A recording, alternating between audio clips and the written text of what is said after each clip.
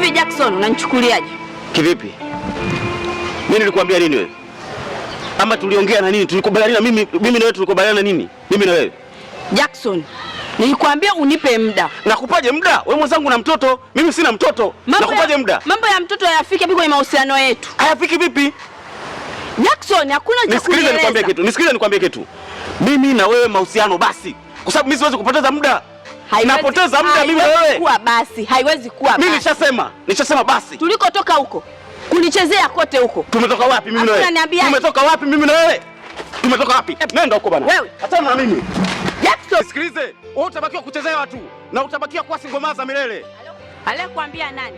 Mimi na wewe na huyo mwanamke wako nitachowafanya Jackson. Wewe mwanaume malaya sana. Sio malaya, wewe ndio umetaka niwe malaya na nitaendelea kuwa malaya. Na wanawake kama nyinyi tutawatia mimba na tunaondoka zetu kwa sababu mjitambui.